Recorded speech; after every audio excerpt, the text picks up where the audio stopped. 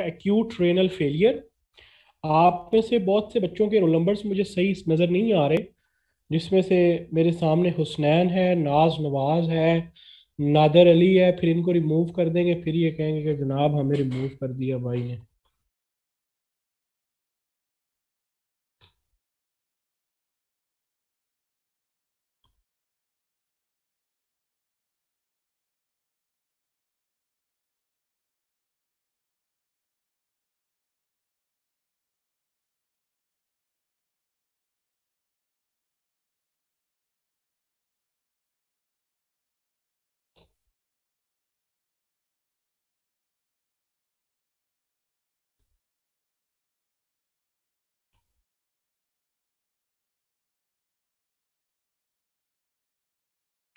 जी हिफ्जा, मैंने आपको को होस्ट बना दिया।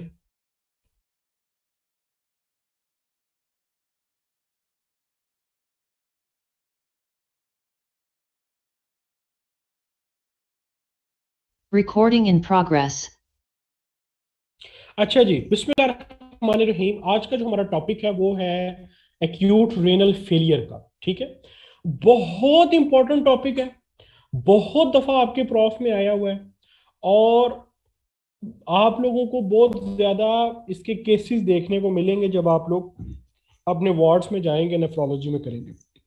तो बड़े गौर से और बड़े अपनी कानों को खोल के आपने मेरी बात को सुनना है, और इंशाल्लाह ताला आपको एक्यूट रेनल फेलियर का जो प्रॉब्लम है वो नहीं होगा। ठीक है, एक्यूट रेनल फेलियर हम कहते किसको हैं?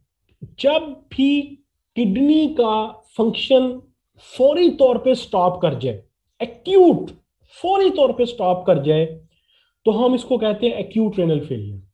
फौरी तौर का मतलब ये भी नहीं है कि 1 मिनट या 2 मिनट में आपको एक्यूट रेनल फेलियर हो जाता है।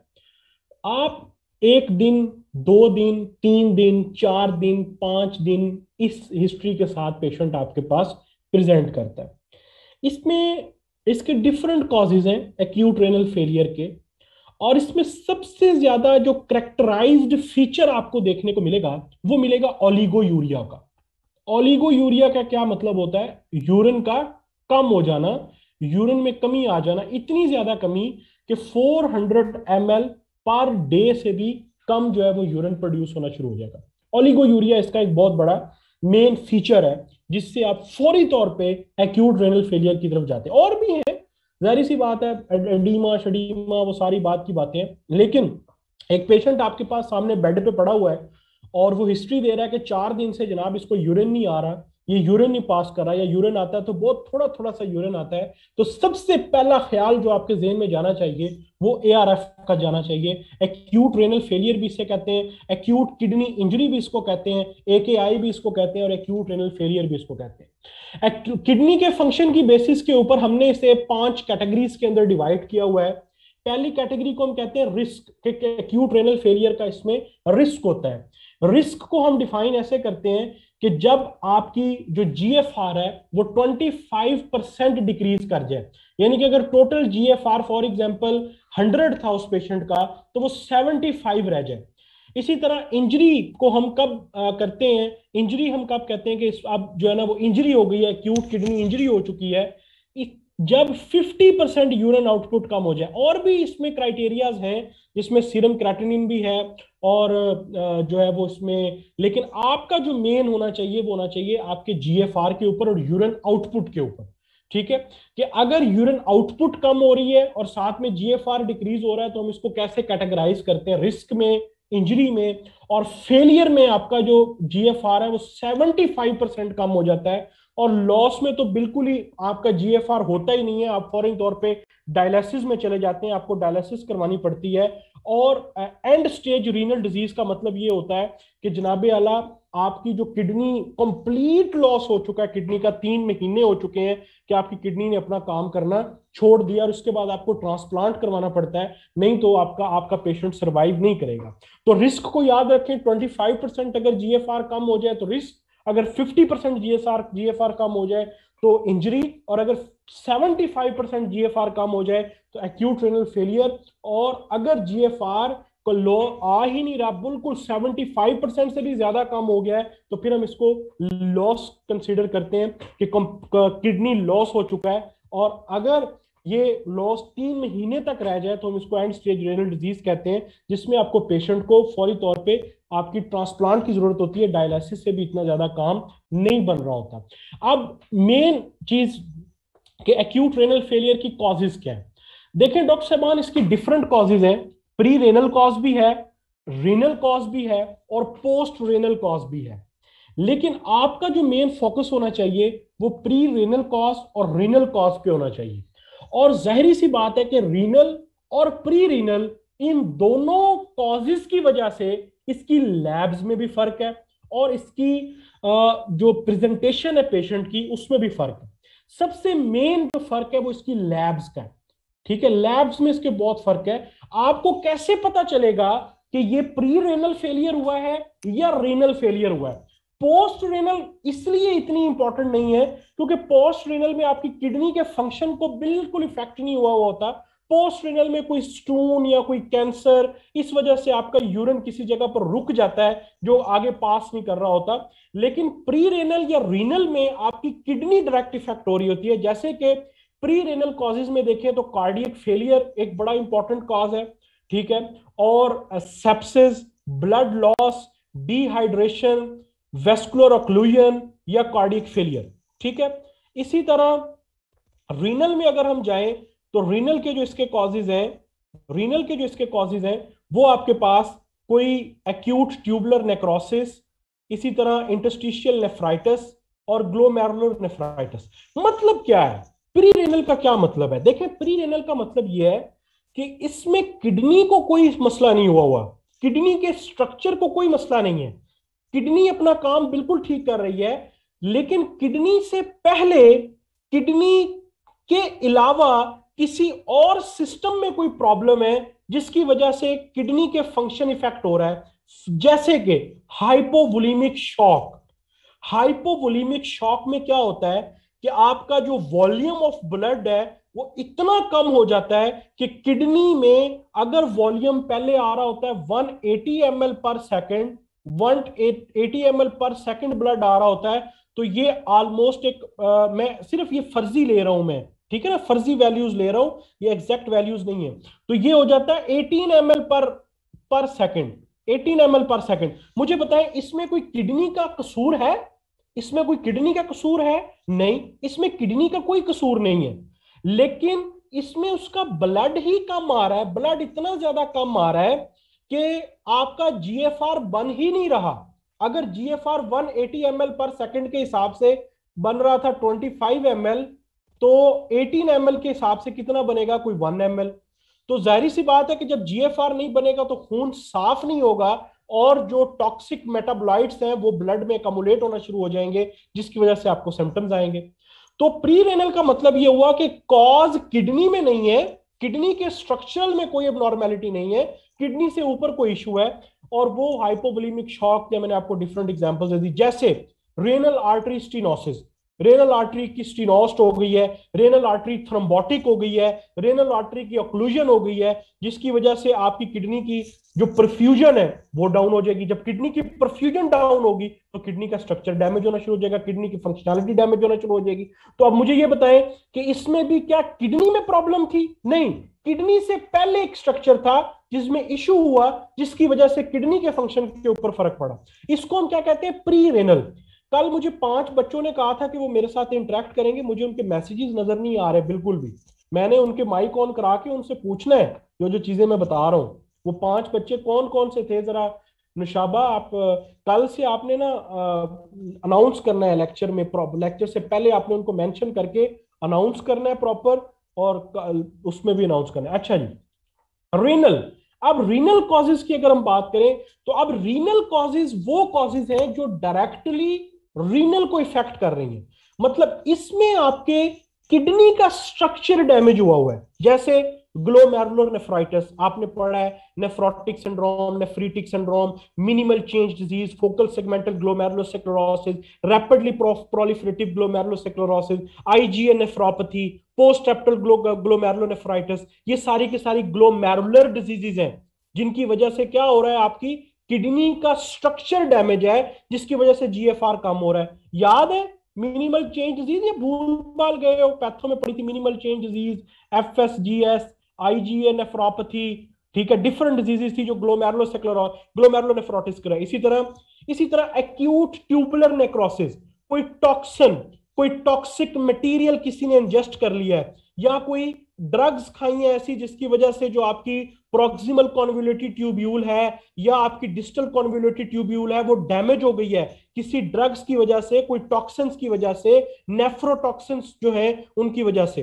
तो ये वो चीजें हैं जो कि आपकी किडनी को डैमेज कर रही है डायरेक्टली।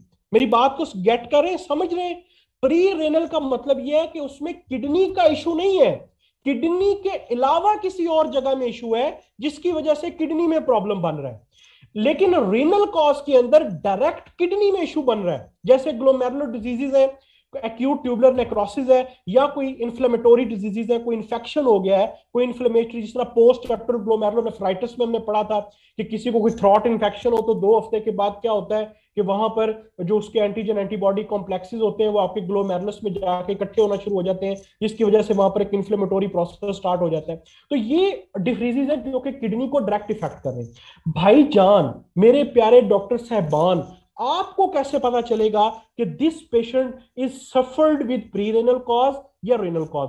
ठीक है, ये बात बहुत हद तक बिल्कुल करेक्ट है कि आप ये कह सकते हैं कि जनाब उसके कुछ साइंस एंड सिम्टम्स से हमें पता चल जाएगा, जैसे कोई हाइपोवोलीमिक का या कार्डियक फेलियर का पेशेंट होगा, या हाइपोवोलीमिया का पेशेंट होगा, या ब्लड लॉस का पेशेंट होगा, तो हमें नजर आ रहा होगा कि इसको कोई सवेयर इंजरी हुई है, कोई सवेयर चोट लगी है जिसकी वजह से इसका ब्लड लॉस कर गया, तो इसको प्री रेनल कॉज में हम कंसीडर करें। लेकिन जो एग्जैक्ट डायग्नोस आपको मिलेगा, जो एग्जैक्ट आपको पता चलेगा, वो आपको पता चलेगा आपकी लैब्स से।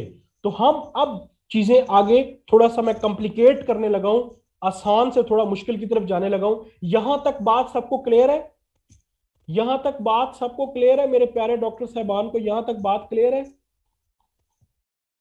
ठीक है, ये मैंने कुछ पैथोफिजियोलॉजी की चीजें ऐड की हैं जो आप लोग बाद में पढ़ सकते हैं। अच्छा, तो सबसे पहले हम लोग डिस्कस करते हैं प्री रेनल कॉज को। प्री रेनल को, प्री रेनल में वो क्या कहता है, जरा गौर से सुनिएगा मेरे प्यारे डॉक्टर साहब, सारे मुझे जवाब देंगे ना, मुझे बड़ा अच्छा लगता है। ठीक है, सारे मुझे जवाब दें, मुझे बड़ा अच्छा लगता है। ठीक है, तो प्री रेनल कॉज को अगर आप देखें, आपको पता है, देखिए पता क्या होता है, जब आप मुझे आंसर करते हैं ना, मेरे अंदर और हिम्मत और जज्बा आता है आपको और पढ़ाने का। जब मुझे कोई जवाब नहीं ना दे रहा होता तो मुझे ऐसे लगता है जैसे मैं कोई मरे हुए लोगों को पढ़ा रहा हूं, तो फिर मेरी ना एनर्जी डाउन होना शुरू हो जाती है।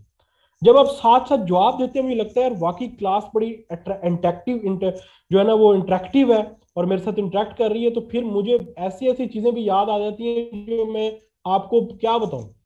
मुझे यूएसएमएलई के सेशन इस वजह से बहुत अच्छे लगते हैं कि यूएसएमएलई का बच्चे इतने इंटरेक्टिव होते हैं ना कि उनको पढ़ाने का भी मजा आ जाता है। आप में से 154 की क्लास में इस टाइम कोई 6-7 मैसेज कर रहे हैं, बाकी सोए हुए हैं सारे, और मैं वहां पर 600-650 की क्लास को पढ़ा रहा होता हूं, और यकीन माने कि वो ऐसे इंटरेक्टिव बच्चे होते हैं कि मैं आपको बता नहीं सकता। ठीक है, अच्छा जी, तो प्री रेनल की कॉज की तरफ अगर हम जाएं, तो प्री रेनल में वो कहता है कि सबसे जो मेन कॉज है वो क्या होती है, वो कहती है कि रेनल ब्लड फ्लो डिक्रीज कर जाता है उसमें। अब रेनल ब्लड फ्लो डिक्रीज करने की डिफरेंट कॉजेज है, may be renal artery stenosis हो गई हो, मे बी वहां पर जो है वो हाइपोवोलिमिक शॉक हो गया हो, मे बी कार्डियक फेलियर हो गया हो, मे बी कोई ब्लड लॉस हो गया हो, तो रेनल ब्लड फ्लो डिक्रीज कर गया। अब वो ये कहता है कि भाई जाहिर सी बात है कि जब रेनल ब्लड फ्लो डिक्रीज करेगा, जब रेनल ब्लड फ्लो डिक्रीज करेगा, तो रेनल ब्लड फ्लो डिक्रीज करने का क्या मतलब है मेरे प्यारे डॉक्टर साहबान? रेनल ब्लड फ्लो जब डिक्रीज करेगा, यानी कि जो आपके पास रेनल ब्लड फ्लो है, जब वो डिक्रीज करेगा तो जाहिर सी बात है कि जीएफआर भी कम प्रोड्यूस होगा, जीएफआर भी कम प्रोड्यूस होगा। और जब जीएफआर डिक्रीज हो जाएगा, जीएफआर कम प्रोड्यूस होगा, तो जाहिर सी बात है कि जितनी अमाउंट में टॉक्सिक मेटाबोलाइट्स क्लियर होने थे, उतनी अमाउंट में टॉक्सिक मेटाबोलाइट्स क्लियर नहीं होंगे, और आपके ब्लड में क्या होना शुरू हो जाएगा? आपके ब्लड में आपके ब्लड में टॉक्सिक मेटाबोलाइट्स जो है वो इकट्ठे होना शुरू हो जाएंगे आपके ब्लड में। ठीक है, पहली बात तो ये होगी कि आपका और कम जीएफआर की वजह से जो यूरिन आउटपुट है, जो यूरिन फॉर्मेशन है, वो भी डिक्रीज कर जाएगी। क्योंकि अब इसमें देखो, इसमें क्या इशू किडनी का आया है? नहीं, किडनी का इसमें कोई इशू नहीं। इसमें इशू ये आया है कि इसमें आपकी जो ब्लड की जो क्वांटिटी थी जो किडनी में आ रही थी वो कम हो गई है। अच्छा, अब वो होता क्या है, इसको जरा देखते हैं प्री रेनल में। अब प्री रेनल में थोड़ा चीजों को डिस्कस करते हैं। देखिए जरा इधर, जरा गौर से जरा इस की तरफ देखिएगा। सबसे पहली चीज जो मैं डिस्कस करने लगा हूं ना डॉक्टर साहबान, वो है salt and water retention. Salt and water retention, इसको बड़ा गौर से जरा सुनिएगा तो आपको समझ आएगी। हम अभी किसको डिस्कस कर रहे हैं? हम कर रहे हैं प्री रेनल को। इतनी डिटेल में आपको कोई नहीं समझाएगा, मैं आपको बड़ी गारंटी से कहता हूं। हम पहला चीज डिस्कस करने लगे, salt and water retention. Salt and water retention pre renal में होगी या नहीं होगी? मुझे कौन इसका जवाब देगा? Salt and water retention pre renal में होगी या नहीं होगी?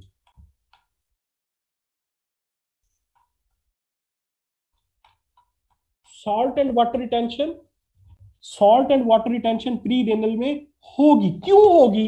क्यों होगी? क्योंकि बेशक यूरिन आउटपुट डिक्रीज है, लेकिन आप सबको पता है कि हाइपोवोलेमिक शॉक में क्या हो गया हुआ है? हाइपोटेंशन। जब हाइपोटेंशन होती है तो रेनन एंजियोटेंसन सिस्टम एक्टिवेट हो जाता है। और चाहे चाहे हाइपोवोलेमिक शॉक हो, चाहे ब्लड लॉस हुआ हुआ हो, चाहे कार्डियक फेलियर हुआ हुआ हो, क्या होता है? आपका जो आपके ब्लड का जो वॉल्यूम है वो डिक्रीज हो गया है, जिसकी वजह से आपका रेनन एंजियोटेंसन सिस्टम एक्टिवेट हो जाता है। और रेनन एंजियोटेंसन सिस्टम क्या करवाता है? आप सबको पता है कि वो वेजो कंस्ट्रिक्शन तो करवाता ही करवाता है ब्लड प्रेशर को कंट्रोल करने के लिए, लेकिन हमारा मेन क्या है कि वो सॉल्ट एंड वाटर रिटेंशन करवाएगा। और जब वो सॉल्ट एंड वाटर रिटेंशन करवाएगा तो मुझे एक बात बताएं कि यूरिन की आउटपुट और नहीं डिक्रीज हो जाएगी? यूरिन की आउटपुट और नहीं डिक्रीज हो जाएगी? यूरिन की आउटपुट और डिक्रीज हो जाएगी। यूरिन कंसंट्रेटेड होगा या डिल्यूट होगा? यूरिन कंसंट्रेटेड होगा या डिल्यूट होगा? यूरिन कंसंट्रेटेड होगा, या दूसरे लफ्जों में हाइपर ऑस्मोलर होगा या हाइपो ऑस्मोलर होगा? हाइपर ऑस्मोलर होगा या हाइपो ऑस्मोलर होगा? हाइपर ऑस्मोलर होगा। हाइपर ऑस्मोलर होगा। कितना hyper osmolar? Greater than 500 osmole, इतना तकरीबन कंसंट्रेटेड होगा। तो देखो हमने कैसे पकड़ा, हाइपोवोलीमिया की वजह से हाइपोटेंशन है, डिक्रीज्ड जीएफआर है, और पीछे बॉडी में फ्लूइड कम हुआ हुआ है, जिसकी वजह से हमारी जो किडनी है उसको क्या करना है? रेनन एंजियोटेंसन सिस्टम ऑन करना है, जिसने सॉल्ट एंड वाटर रिटेंशन करवाई, जिससे मजीद ओलिगो यूरिया हो गया, मजीद यूरिन आउटपुट कम हो गई, और जो यूरिन की आउटपुट थी उसमें कंसंट्रेशन भी इंक्रीज हो गई, और साथ में इसको हमने क्या कहा? हाइपरऑस्मोलैरिटी। मुझे एक बात बताएं, क्या इस यूरिन में आपको कोई आरबीसी मिलेंगे टूटे फूटे? आरबीसी मिलेंगे? कोई डब्ल्यूबीसी मिलेंगे टूटे फूटे? कोई इसमें पस सेल्स मिलेंगे टूटे फूटे? नहीं, नो। क्यों? क्योंकि किडनी आपकी बिल्कुल ठीक है, किडनी में कोई डैमेज नहीं है। ये कब आपको चीजें नजर आएंगी? जब किडनी में कोई डैमेज होगा। ये इनमें से कुछ भी नजर नहीं आएगा आपको, नो। कोई आरबीसी डब्ल्यूबीसी पास सेल्स नजर नहीं आएंगे।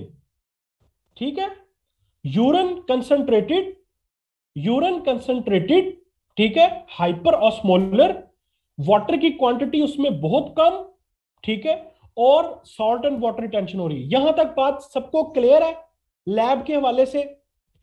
मुझे ये बताएं कि यूरिन में सोडियम की क्वांटिटी कैसी होगी? यूरिन में सोडियम कम होगा या ज्यादा होगा? यूरिन में सोडियम कम होगा, यूरिन में सोडियम कम होगा, और ब्लड में सोडियम कैसा होगा? ब्लड में सोडियम ज्यादा होगा, ब्लड में सोडियम ज्यादा होगा। देखो कितने प्यारे तरीके से हम लैब्स बना रहे हैं, कोई रट्टा लगाने की जरूरत है आपको? कितने खूबसूरत तरीके से हम लोग लैब बना रहे हैं। ठीक है, कोई मसला नहीं। यहां तक बात क्लियर होगी? अच्छा, अब किसी को यहां पर क्लियर नहीं हो रही, मैं बार बार बता रहा हूं, फिर वो ग्रुप में क्वेश्चन बचा के रखें। अच्छा जी, डॉक्टर साहब अगर आपका कोई क्वेश्चन या क्लियर नहीं होता ना, तो ग्रुप इसलिए बने हुए हैं कि ग्रुप में एक्टिव हो, ग्रुप में जवाब बोला करें। नहीं बोल रहे ग्रुप में तो ना बोले, आपकी मर्जी। अच्छा, सॉल्ट एंड वाटर रिटेंशन होने की वजह से सोडियम यूरिन में कम हो गया, ब्लड में ज्यादा हो गया, सॉल्ट एंड वाटर रिटेंशन हो रही, क्लियर। अब एक बड़ी इंपॉर्टेंट चीज जो मैं यहां पर आपको बताने जा रहा हूं, अगर मैं यहां पर आपके सारे सवालों के जवाब देने लग जाऊं ना, तो फिर मैं सवालों के जवाब ही देता रहूंगा। मैं इसीलिए एक चीज को 3 से 4 दफा रिपीट करता हूं, और उसके बाद आपको आगे चलता हूं। अगर फिर भी आपका कोई सवाल रह जाए तो बिना झिझक, बगैर किसी टेंशन के, बगैर किसी डर के, डंके की चोट पे ग्रुप में पूछा करें। ये ना सोचा करें कि हमारा हम क्वेश्चन हम कर रहे हैं तो हमारा कोई क्वेश्चन कोई हमें कोई कुछ कहेगा, नहीं, आपके हर सवाल का जवाब मैं वहां पे दूंगा। अच्छा, अब जरा गौर से सुनिएगा। एक और बड़ी इंपॉर्टेंट चीज होती है जिसको हम कहते हैं बन क्रेटानिन रेशो। बन क्रेटानिन रेशो, ये बड़ी इंपॉर्टेंट है, ये बड़ी इंपॉर्टेंट है। डॉक्टर साहब यूरिन में क्या सिर्फ सोडियम है जो उसे कंसंट्रेटेड करता है? यूरिन में और कुछ नहीं होता? कंसंट्रेशन का क्या मतलब होता है? कंसंट्रेशन का क्या मतलब होता है? सल्यूट की क्वांटिटी कंसंट्रेटेड हो गया ना, सल्यूट ज्यादा हो गया, उसमें सिर्फ सोडियम तो नहीं है जो उसे कंसंट्रेट कर रहा है। कैसी कैसी बात करते हैं आप लोग। अच्छा, इधर जरा गौर से सुनिएगा। अब मैं बर्न क्रेटानिन रेशियो समझाने लगा हूं, जो कि बहुत इंपॉर्टेंट है आपकी किडनी के फंक्शंस के हवाले से। देखें, बन क्रेटानिन क्या है एक्चुअली? बन है BUN, बन, जो रोटी आप खाते हैं सुबह सुबह, वो वाला बन नहीं है ये। It is actually blood urea nitrogen. ठीक है, और क्रेटानिन क्या है? ये क्रेटानिन, ठीक है, ब्लड यूरिया नाइट्रोजन एंड क्रेटानिन। एक चीज अपने जहन में बिठा लें, एक एक ये जो मैंने एक डायग्राम रखी हुई है, इसको जरा जहन से समझा लें, बिठा लें। वो कहता है urea is filtered and reabsorb, यानी कि यूरिया ग्लोमेरुलस में फिल्टर जरूर होता है, लेकिन वो जो डिस्टल जो कलेक्टिंग ट्यूब्यूल होती है, वहां से यूरिया जो है वो रीअब्सॉर्ब कर लिया जाता है, रीअब्सॉर्ब कर लिया जाता है। ये आप लोगों ने काउंटर करंट मेटाबॉलिज्म और वो सारे पढ़े हुए किडनी में, उसकी डिटेल में नहीं जाऊंगा। जस्ट आप ये अभी जेन में रखें कि यूरिया फिल्टर होने के बाद ऑलमोस्ट इसकी 90% क्वांटिटी जो है ना वो रीअब्सॉर्ब हो जाती है दोबारा से।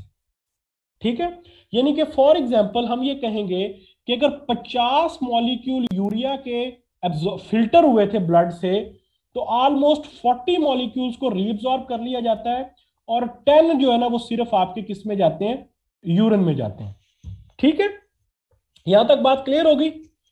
और क्रेटानिन क्या है? क्रेटानिन फिल्टर्ड एंड सेक्रेटेड। क्रेटानिन एक वो चीज है कि अगर ये फॉर एग्जांपल 10 मॉलिक्यूल फिल्टर हुए थे, तो इवन के और भी सिक्रीट किए जाते हैं इसके अंदर, और एट द एंड यूरिन में ऑलमोस्ट कोई 30 के करीब जो है ना वो सिक्रीट हो जाते हैं। क्रेटानिन को रीअब्सॉर्ब नहीं किया जाता, क्रेटानिन को रीअब्सॉर्ब नहीं किया जाता, क्रेटानिन की बड़ी थोड़ी सी क्वांटिटी को रीअब्सॉर्ब किया जाता है, और इसको हम सिंपली कहते हैं कि 20:1, यानी कि हर एक यूरिया के मॉलिक्यूल के साथ 20 क्रेटानिन के मॉलिक्यूल जो है ना वो जो है ना वो सिक्रीट होते हैं। ये अपने ध्यान में रखें कि हर एक जो यूरिया है उसके साथ 20। अच्छा, ये मैं क्यों कह रहा हूं, अब जरा इसको गौर से सुनिएगा। यहां तक बात क्लियर है कि यूरिया फिल्टर हुई और रीअब्सॉर्ब हो गई, ये अपने जेन में बिठा लें। यूरिया क्या है? मैं फिर लिख रहा हूं यहां पे, यूरिया क्या होती है? ये फिल्टर होती है, और उसके बाद क्या कर ली जाती है?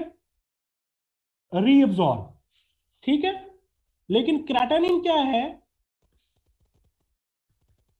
क्रेटानिन क्या है? ये फिल्टर होती है, और उसके बाद क्या कर दी जाती है? सिक्रीट। ठीक है, यहां तक बात क्लियर होगी?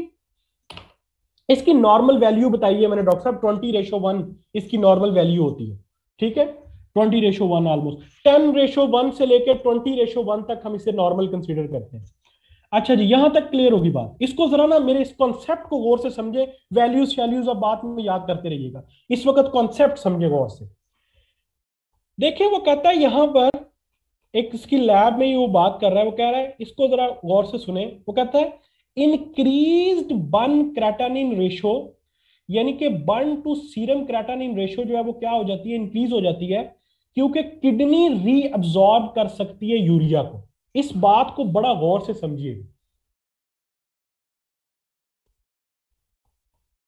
क्योंकि ये बात बड़ी कंफ्यूजिंग है, और बट आप लोग इसमें बड़े कंफ्यूज रहते हैं। Renal cause, pre renal cause में, प्री रेनल कॉज में जो बर्न क्रेटानिन रेशो होती है ना, बर्न क्रेटानिन रेशो जो होती है वो इंक्रीज हो जाती है, ठीक है, इंक्रीज हो जाती है।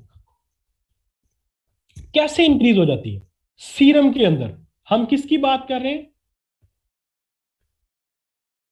सीरम के अंदर हम बात करें, सीरम में इंक्रीज हो जाती है। कैसे इंक्रीज हो जाती है देखें, वो कहता है कि भाई प्री रेनल कॉज में, क्योंकि किडनी को कोई प्रॉब्लम नहीं है, किडनी अपना काम बिल्कुल ठीक कर रही है। एक वजह क्या है, एक वजह क्या है, पहली वजह क्या है कि ब्लड फ्लो बड़ा डिक्रीज है, ब्लड फ्लो डिक्रीज है, जिसकी वजह से फिल्टर कम हो रही है, फिल्टर कम हो रही है, और जो फिल्टर हो रही है वो फिर से रीअब्सॉर्ब कर ली जाती है। मेरी बात को समझ रहे हो? जो फिल्टर होती है वो फिर से रीअब्सॉर्ब कर ली जाती है। एक तो ब्लड फ्लो कम है, यूरिया पहले से ब्लड में मौजूद है। नॉर्मली ब्लड फ्लो कितना हो रहा था, मैं एक एक रफ वैल्यू लेने लगा हूं, एक रफ वैल्यू लेने लगा हूं कि 180 ml नॉर्मल किडनी से ब्लड गुजरता था, नॉर्मल किडनी से ब्लड गुजरता था 180 ml। 180 ml के हिसाब से इसमें से 50 ml के करीब जो है ना वो यूरिया फिल्टर हो जाती थी, और 40 ml के करीब जो है ना वो यूरिया को रीअब्सॉर्ब कर लिया जाता था, ठीक है। लेकिन प्री रेनल कॉज के अंदर यूरिया फिल्टर ही कम हो रही है, लेकिन जो फिल्टर हो रही है वो भी आगे जाके रीअब्सॉर्ब हो जाती है। तो क्या ब्लड में यूरिया की क्वांटिटी बढ़ना नहीं शुरू हो जाएगी? नॉर्मल जो एक बैलेंस मेंटेन था वो डिस्टर्ब नहीं हो जाएगा? मेरी बात को समझ रहे हो? किसको ये बात समझ नहीं आई वो मुझे बताए। देखो मैं फिर रिपीट कर रहा हूं कि जीएफआर डिक्रीज हुआ, जीएफआर डिक्रीज हुआ, जीएफआर के डिक्रीज होने से जो यूरिया आपका फिल्टर हो रहा था वो फिर से रीअब्सॉर्ब हो गया। ब्लड की क्वांटिटी पहले ही आपके ग्लोमेरुलस में कम आ रही है, ठीक है। होना तो ये चाहिए था कि नॉर्मली 180 ml आती, 180 ml आती, तो उससे अगर 50 ml यूरिया हो रहा था, फिल्टर हो रहा था, तो ब्लड में जो है ना वो पीछे 40 ml उसका आपका रीअब्सॉर्ब हो गया, तो ब्लड में एक बैलेंस मेंटेन रहता है। लेकिन अब फिल्ट्रेशन के लिए ही जो है ना वो कम क्वांटिटी आ रही है, और जब जो कम क्वांटिटी आ रही है उसमें से भी दोबारा रीअब्सॉर्ब हुई जा रही है, तो ब्लड में यूरिया क्या होना शुरू हो जाएगा, सीरम में यूरिया इकट्ठा होना शुरू हो जाएगा, जिसकी वजह से बर्न क्रेटानिन रेशियो इंक्रीज कर जाएगी। Am I clear with this point? Am I clear with this point? अच्छा, अब मुझे एक बात बताएं कि जब किडनी को प्रॉब्लम होगा, जब किडनी डैमेज हुई हुई होगी, तो क्या यूरिया फिल्टर दोबारा से रीअब्सॉर्ब हो पाएगा? जब रेनल कॉज के अंदर, जब रीनल कॉज के अंदर, रीनल कॉज के अंदर किडनी डैमेज होगी, किडनी डैमेज होगी, तो क्या यूरिया रीअब्सॉर्ब हो पाएगा? क्या यूरिया रीअब्सॉर्ब नहीं, तो क्या बर्न क्रेटानिन रेशो बढ़ जाएगी या कम हो जाएगी? तो उसमें जो है वो बर्न क्रेटानिन रेशो जो है वो क्या हो जाएगी, वो कम हो जाएगी। मेरे ख्याल से मैं ये पॉइंट समझाने में आपको कामयाब हो गया हूं। ठीक है। तो रेनल की कॉसेस में, जो प्री रेनल की कॉसेस है, उसमें ओलिगोयूरिया, इंक्रीज्ड बन क्रेटानिन रेशियो। देखो ये मैंने इसके ऊपर इतना टाइम क्यों लगाया है, क्योंकि ये बन क्रेटानिन रेशियो वो लैब है जिसके बाद आप आंखें बंद करके ये कह देते हो कि ये प्री रेनल कॉज है या रेनल कॉज है। आंखें बंद करके कह देते हो कि जनाब ये 99% रेनल कॉज है या ये 99% प्री रेनल कॉज है। अगर बर्न क्रेटानिन रेशियो इंक्रीज कर गई है तो ये प्री रेनल कॉज है, और अगर बर्न क्रेटानिन रेशियो डिक्रीज कर गई है तो ये रेनल कॉज है। और ये क्यों है ये मैंने आपको समझा दिया। क्लियर? यूरन ऑस्मल। अच्छा, अब हम डिस्कस करते हैं रेनल कॉज की लैब्स को। भाई समझ आ रही है, मजा आ रहा है कि नहीं आ रहा?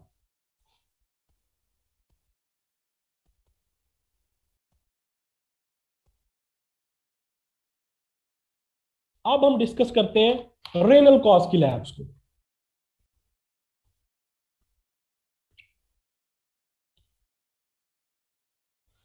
जिब्रान कह रहा है चास आ गई है सर। ठीक है, रेनल कॉज की लैब्स को। अब मुझे बताएं, रेनल कॉज में, रेनल कॉज में पीछे कोई मसला है, कोई हाइपोवोलीमिया हुआ हुआ है, कोई कोई प्रॉब्लम है? नहीं, कोई प्रॉब्लम नहीं। रेनल कॉज में क्या salt and water retention proper हो पाएगी? क्या साल्ट एंड वाटर, क्योंकि रेनल डैमेज हुई हुई है, क्या सॉल्ट एंड वाटर रिटेंशन हो पाएगी? नहीं हो पाएगी। जब नहीं हो पाएगी तो बॉडी, तो यूरिन में क्या होगा, यूरिन आउटपुट कैसी होगी? एक सेकंड जी, मुझे इसको कलर इसका चेंज करना है। अच्छा जी, यूरिन की, सॉरी, यूरिन की कंसंट्रेशन कैसी होगी? डिल्यूट होगा या कंसंट्रेटेड होगा? डिल्यूट होगा। अच्छा, अब मुझे बताएं कुछ अकल से, अकल से सोच के बताएं कि क्या पोलीयूरिया होगा या ओलिगोयूरिया होगा? क्या ओलिगोयूरिया होगा या पोलीयूरिया होगा? ओ मेरे प्यारे भाइयों, मेरे प्यारी बहनों, डॉक्टर साहबान, मुझे एक बात बताओ कि क्या किडनी प्रॉपरली फिल्टर कर रही है? क्या जीएफआर प्रॉपरली बन रहा है? तो फिर पोलीयूरिया कैसे हो गया? जीएफआर तो बन ही नहीं रहा, जीएफआर तो डिक्रीज हुआ हुआ है क्योंकि किडनी डैमेज हुई हुई है। ग्लोमेरुलस का स्ट्रक्चर अगर डैमेज हो गया है तो क्या जीएफआर मेंटेन रह पाएगा? क्या फिल्ट्रेशन प्रॉपर हो पाएगी? नहीं, जीएफआर रिड्यूस्ड है तो इसमें भी ओलिगोयूरिया ही है। लेकिन इसमें जो यूरिन बन रहा है, उस यूरिन में, वो यूरिन कैसा है? वो यूरिन डाइल्यूटेड है। वो यूरिन डाइल्यूटेड है, वो कंसंट्रेटेड नहीं है। वो डिल्यूटेड क्यों है? क्योंकि सॉल्ट एंड वाटर रिटेंशन नहीं हो रही। और इसमें बन क्रेटेनिन रेशियो कैसी होगी? इसमें बन क्रेटेनिन रेशियो डिक्रीज होगी। इसमें सोडियम की क्वांटिटी, इसमें सोडियम की क्वांटिटी यूरिन में कैसी होगी? इसमें सोडियम की क्वांटिटी यूरिन में इंक्रीज होगी। यूरिन में इंक्रीज होगी ना, क्योंकि सॉल्ट एंड वाटर रिटेंशन नहीं हो रही, सॉल्ट रिटेन नहीं हो रहा, किडनी सॉल्ट रिटेन नहीं कर पा रही, तो यूरिन में क्वांटिटी इंक्रीज होगी। Am I clear with this point? तो एक टेबल आपको दिखाने लगा हूं, मेरे ख्याल से अब टेबल आपको मुझसे ज्यादा बेहतर, आपको वो टेबल आता होगा। ये टेबल, जरा इस टेबल को देखिएगा, ये देखिएगा, ये वाला टेबल, ये ये देखें जरा, इसको गौर करें। ये देखें, प्री रेनल में बन क्रेटानिन रेशो देखो इंक्रीज हुई हुई है, लेकिन रेनल में बन क्रेटानिन रेशो डिक्रीज हुई हुई है। प्री रेनल में जो फ्री सोडियम है, यूरन सोडियम को ले लेते हैं, यूरन सोडियम जो है प्री रेनल में डिक्रीज हुआ हुआ है, रेनल में इंक्रीज हुआ हुआ है। प्री रेनल में ऑस्मोलैलिटी देखो इंक्रीज हुई हुई है, कॉन्सेंट्रेटेड है, और रेनल में ऑस्मोलैलिटी डिक्रीज हुई हुई है, डिल्यूटेड है। तो अगर मैं यहां पर इसको, मेरे प्यारे डॉक्टर साहबान, अगर मुझे आप लोग इजाजत दें, तो मैं अगर इसको समराइज करूं, इस पूरे अपने लेक्चर को, जिसपे मैं कामयाब हूं शायद आपको समझाने में, प्री रेनल और रेनल को, तीन मेन चीजें अगर हमने देखनी है तो कौन सी देखनी है? सबसे पहले हमने क्या देखना है? सबसे पहले बन क्रेटानिन रेशो, बन क्रेटानिन रेशो, बन क्रेटानिन रेशो आपके पास प्री रेनल में कैसी होगी? इंक्रीज, रेनल में कैसी होगी? डिक्रीज। दूसरे नंबर पे यूरिन में सोडियम, यूरिन में सोडियम प्री रेनल में कैसा होगा? डिक्रीज, रेनल में कैसा होगा? इंक्रीज। तीसरे नंबर पे ऑस्मोलैलिटी, ऑस्मोलैलिटी प्री रेनल में ऑस्मोलैलिटी इंक्रीज, रेनल में ऑस्मोलैलिटी कम। आसान है ये मुश्किल है? अब खुद बताओ। बाकी ठीक है जनाब, कराते रहो, एक्सरे कराओ, अल्ट्रासाउंड कराओ, देखो कि कहीं पे कोई आपके यूरिन एनालिसिस कराओ कि कोई इंफेक्शियस डिजीज तो नहीं है, अल्ट्रासाउंड कराओ कोई ऑब्स्ट्रक्शन देखने के लिए, कोई बायोप्सी कराओ कोई कार्सिनोमा देखने के लिए। लेकिन मेन चीज है ये पकड़ना कि रेनल कॉज है या प्री रेनल कॉज है, और आपको कैसे पता चलेगा कि ये रेनल कॉज है या प्री रेनल कॉज है। और मेरे ख्याल से अब आप लोगों को ये चीज समझ आ गई होगी। डॉक्टर साहब रेन जो यूरिन आउटपुट है वो तो दोनों में डिक्रीज होनी है, वो तो चाहे रेनल है चाहे प्री रेनल है, उसमें दोनों में डिक्रीज होनी है ना। ओलिगो यूरिया दोनों में है। एक में ओलिगो यूरिया इस वजह से है क्योंकि हाइपोवोलीमिया हुआ है, एक में ओलिगो यूरिया इस वजह से है क्योंकि जीएफआर नहीं प्रोड्यूस हो पा रहा, किडनी का फंक्शन लॉस हो गया। तो ओलिगो यूरिया दोनों में है। आप भूल के भी ये ना कह देना कि पोलीयूरिया हुआ पड़ा है, बहुत बड़ा ब्लंडर मार बैठोगे पोलीयूरिया कह के। मैंने इसलिए आप लोगों से ऊपर पूछा कि पोलीयूरिया तो डायबिटीज में होता है। ठीक है, क्लियर?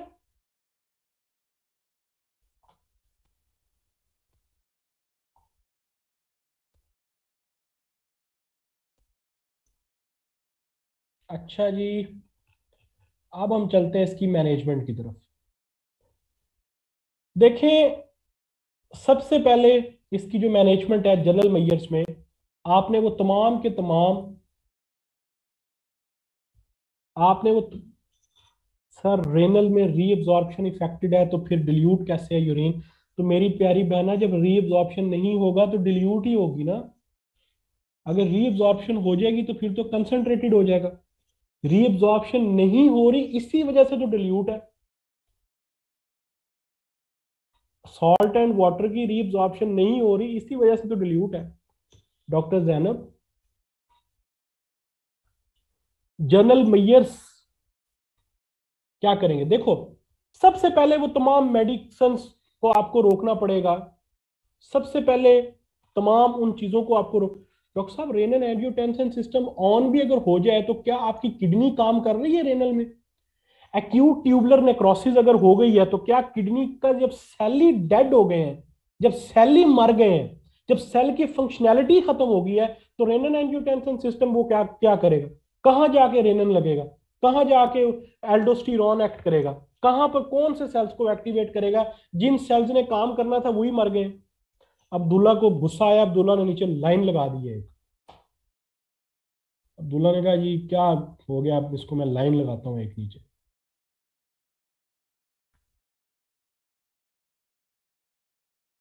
ठीक, अच्छा। तो मैनेजमेंट इसकी क्या है? बड़ी आसान मैनेजमेंट है। देखो, सबसे पहले जनाब वो तमाम के तमाम ड्रग्स को रोक दो, वो तमाम की तमाम मेडिसिन को रोक दो जो आपकी, तमाम की तमाम जो है मेडिसिन को रोक दो जो कि आपके ब्लड फ्लो पे इफेक्ट कर रही हैं। ठीक है, उन तमाम मेडिसिन को रोक दो जो आपके ब्लड फ्लो को डिक्रीज कर रही हैं या वो नेफ्रोटॉक्सिक है। तमाम की तमाम मेडिसिन जो कि ब्लड रेनल ब्लड फ्लो को डिक्रीज कर रही हैं या वो नेफ्रोटॉक्सिक है, इन सबको रोक दो।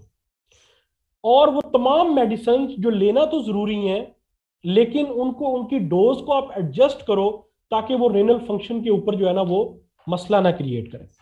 आप मुझे एक बात बताएं, सबसे पहले देखें, जब भी आप कोई मैनेजमेंट सोचते हैं ना, तो अपने जेहन में मसले सोचा करें कि मसले क्या क्या हैं।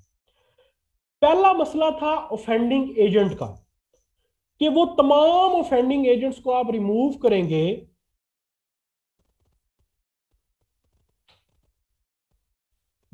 तमाम उन ऑफेंडिंग एजेंट्स को आप रिमूव करेंगे जो ऑफेंडिंग एजेंट्स आपकी रेनल की फंक्शनैलिटी के ऊपर इफेक्ट कर रहे हैं। आपका इसमें सबसे बड़ा मसला अगर मैं आपको कहूं तो, अगर प्री रेनल कॉज है तो उसमें क्या आपका वॉल्यूम नहीं डिप्लीट हुआ हुआ? उसमें आपका वॉल्यूम डिप्लीट हुआ हुआ है।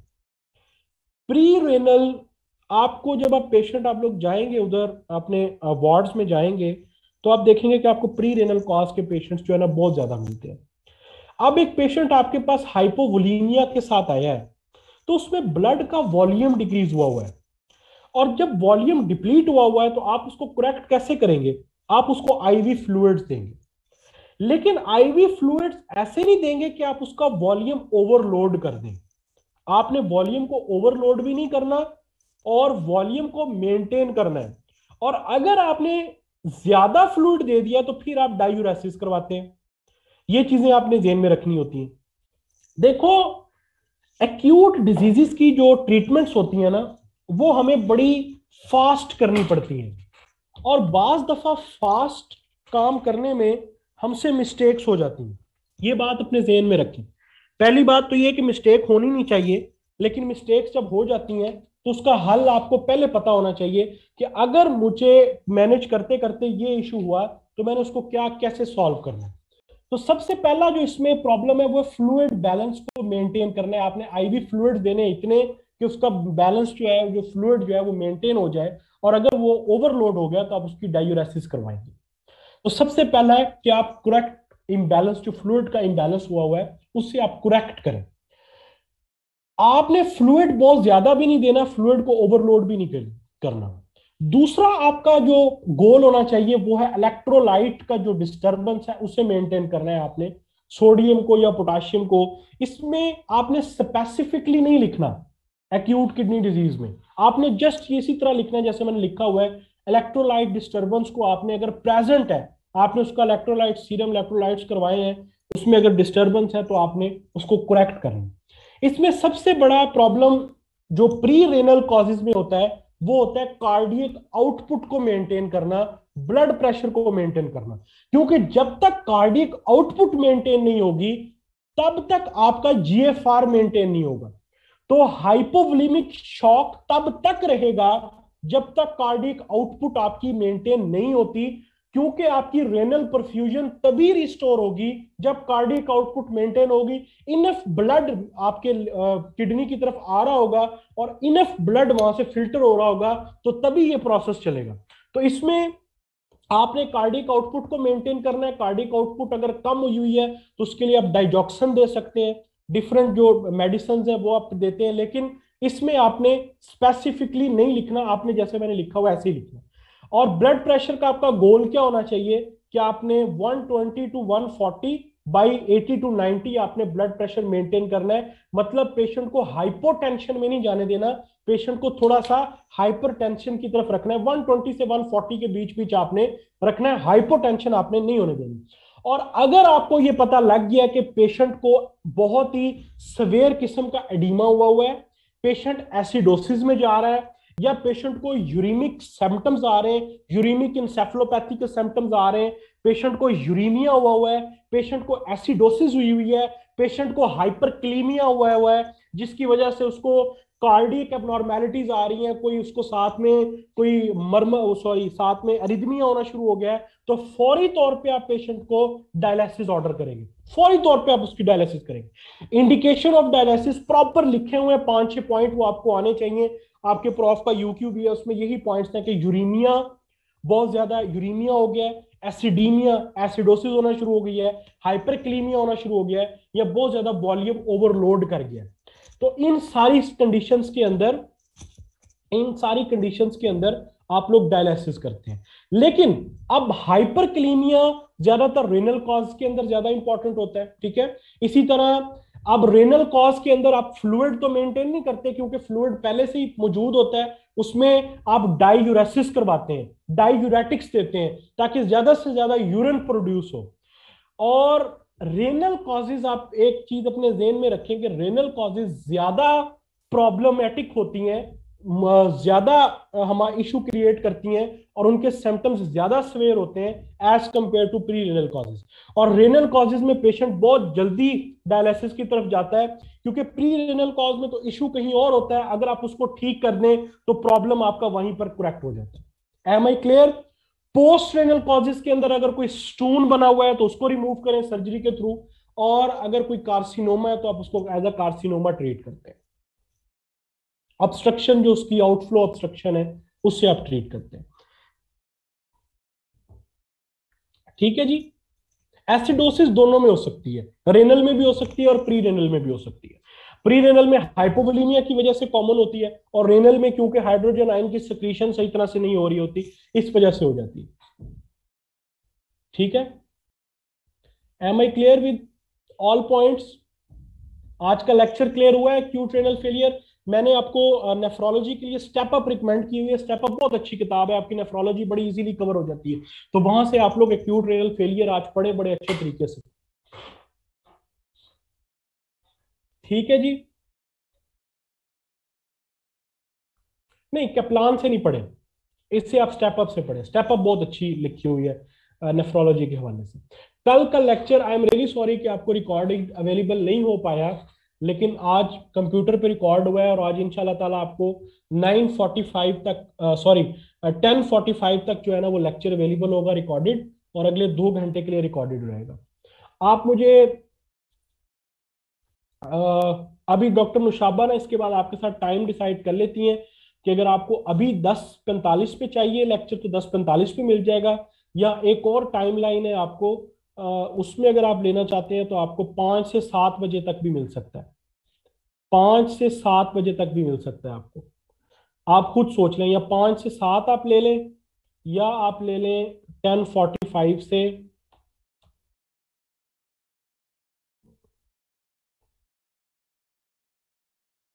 ठीक है डॉक्टर नुशाबा, 5 to 7 की ज्यादा, 5 to 7 PM शाम,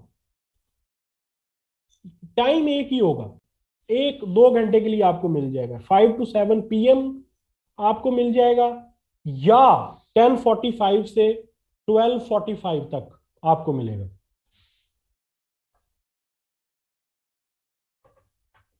ठीक है, तो मैं हमेशा मेजॉरिटी के डिसीजन की तरफ जाता हूं। Majority is authority. तो डॉक्टर नौशाबा, इनके साथ कोई भी टाइम आप करके ना, तो उसके मुताबिक इनको लेक्चर प्रोवाइड कर दें। ठीक है जी, थैंक यू सो मच। फी मान अल्लाह। अल्लाह हाफिज, दुआओं में याद रखिएगा। Record